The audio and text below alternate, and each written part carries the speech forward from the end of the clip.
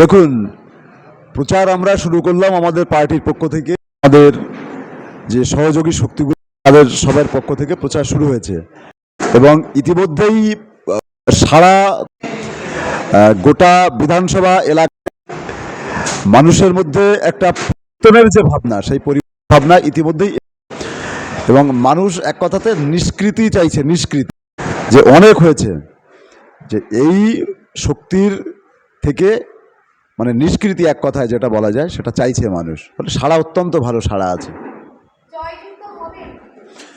দেখুন, লড়াইতে নেমেছি মানে তো জয়ের জয়তে নামা, আর নির্বাচন আমাদের কাছে একটা রাজনৈতিক, ফলে সেই রাজনৈতিক সংগ্রামে আমাদের রাজ্যে বামপন্থী বা সহযোগীদের যে প্রার্থীরা আছে তারা জয়ের জন্যই লড়াইতে নেমেছে, এবং জয়ের ব্যাপারেই আমরা আমাদের কর্মী কমরেড আছে এবং সাধারণ মানুষ তারা ঝাঁপিয়ে পড়ছে।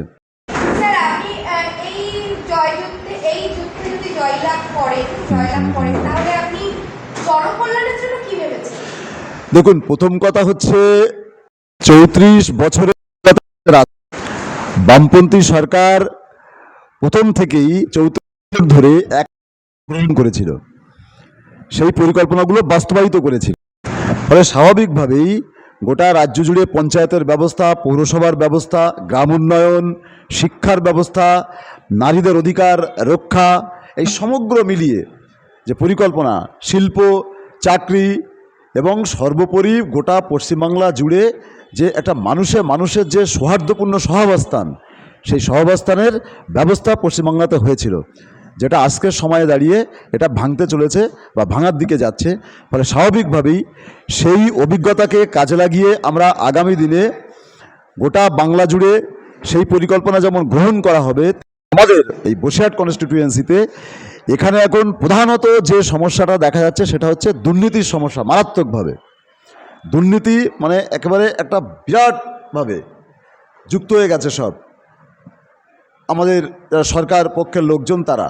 ফলে তার থেকে নিষ্কৃতি চাইছে মানুষ, এবং আমরা পরিকল্পনা গ্রহণ করছি যে দুর্নীতি মুক্ত পরিবেশ পরিস্থিতি তৈরি করা, এবং মানুষের যে ভেদাভেদ, জাতপাতের রাজনীতি যেটা বসিরহাটের মাটিতে, টাকির মাটিতে যেভাবে শুরু হলো, আমাদের এই বিধানসভার তার যে ইতিহাস, তার যে পরম্পরা, সেই পরম্পরাতে কখনো বিভেদ ছিল না।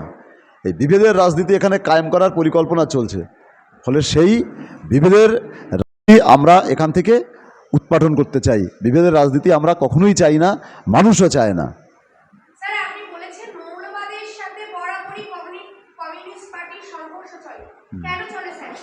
দেখুন, মৌলবাদ হচ্ছে স্বাভাবিক, কখনো প্রগতির কথা বলে না।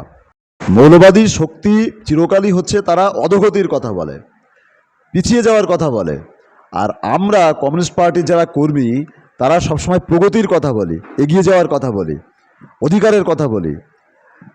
মৌলবাদ কখনো নারী স্বাধীনতা দিতে চায় না, আর আমরা কখনো নারী স্বাধীনতা হরণ করতে চাই না।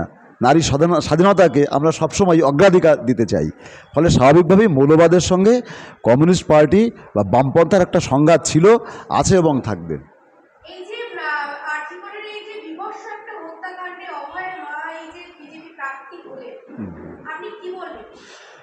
দেখুন, এটা অত্যন্ত দুর্ভাগ্যজনক, কারণ এটা তো ঠিক যে অভয়া, এটা ঠিকই মায়ের সন্তান, কোনো সন্দেহ নেই, কিন্তু অভয়া এখন বাংলার সন্তান, বাঙালির সন্তান, আমাদের সন্তান, আমাদের সকলের বোন বাংলার। ফলে সেই জায়গা থেকে অভয়ার মৃত্যুর পরে কার্যত তার ডেড বডিকে হাইজ্যাক করা হচ্ছিল। বুঝতেই পারতো না যে কি ঘটনা, বুঝতেই পারতো না।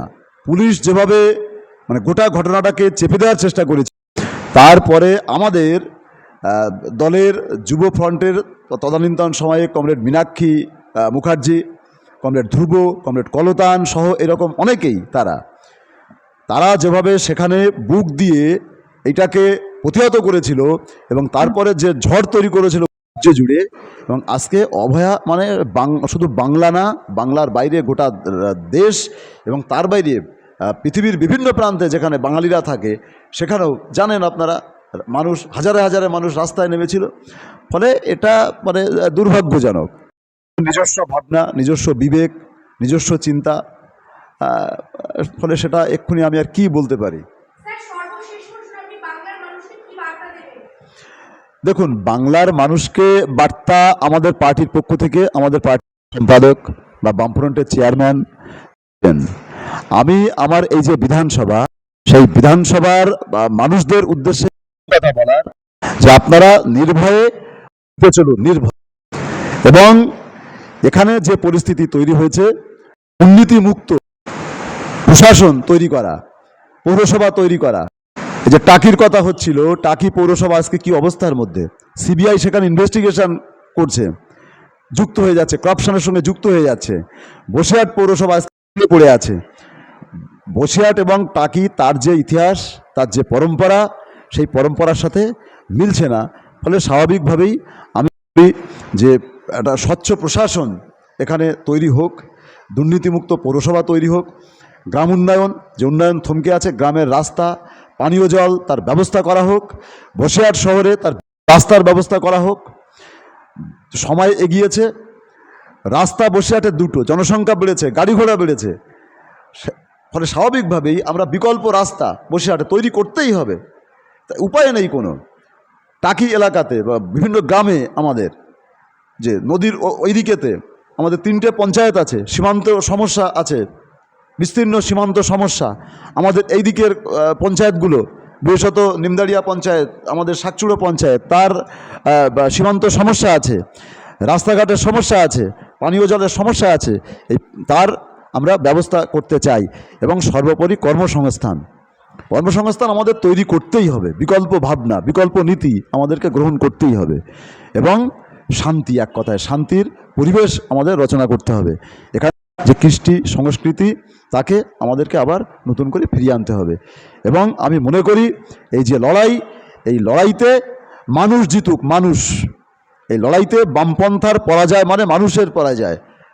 আর যদি ওরা জেতে, তৃণমূল বা বিজেপি, তারা যদি, তাহলে বুঝবেন যে মানুষের পরাজয়। ফলে আমি চাইব যে মানুষ জিতুক, মানুষের জয় হোক।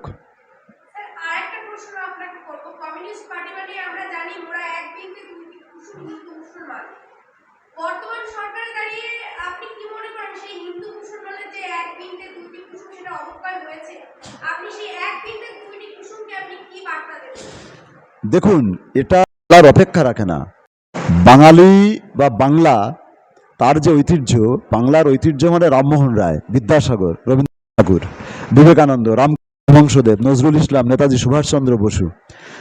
এটা হচ্ছে বাংলার পরম্পরা। ফলে সেই পরম্পরা থেকেই আমরা আমাদের পার্টি বামপন্থীরা কখনোই জাতপাত তাকে কখনোই সামনে আনে না। হিন্দু মুসলমান এই কখনোই না। ফলে মৌলবাদের বিরুদ্ধে যেমন আমাদের লড়াই, বিভেদের বিরুদ্ধে তেমনি লড়াই, সাম্প্রদায়িকতার বিরুদ্ধে আমাদের তেমনি লড়াই, তার বিরুদ্ধে এই লড়াই আমাদের চলবে। এবং এখানকার যে ঐতিহ্য, হিন্দু মুসলমান একসাথে বসবাস করা, একই সঙ্গে বসবাস করা, সেই বিষয়টাকে আমরা আবার নতুন করে মানুষের মধ্যে সেই কনফিডেন্স ঢোকাতে। আসুন আমরা একসঙ্গে বসবাস করি, স্কুল, কলেজ, পাঠশালা, হাট, বাজার, সব জায়গাতেই। আমি দেখেছি, আপনাদের অভিজ্ঞতা আছে, যে দুর্গা উৎসব, শারদ উৎসবের সময়েতে মণ্ডপে মণ্ডপে মুসলিম বাড়ির ছেলেরা, মেয়েরা তারা ঘুরে যায়। বিসর্জনের সময় টাকিতে নদীর ধার জুড়ে অসংখ্য মুসলিম বাড়ির ছেলেরা, মেয়েরা তারা দাঁড়িয়ে থাকে। তেমনি ঈদের উৎসব যখন হয়, তখনও হিন্দু বাড়ির ছেলেরা, মেয়েরা তারা অসংখ্য মুসলিম বাড়িতে গিয়ে তারা হচ্ছে সেখানে ঈদ উদযাপন করে। এটাই আমাদের পরম্পরা। এই পরম্পরাকে আমরা কখনোই ভাঙতে দিতে রাজি নই। এই মাটি, বসিরহাটের মাটি, এটা হচ্ছে বিভেদের মাটি নয়। ফলে এখানে বিভেদ কখনোই মানুষ বরদাস্ত করবে না, এখানকার মানুষ বরদাস্ত করবে না, আর আমরা তো করবই না। অনেক অনেক ধন্যবাদ। ধন্যবাদ।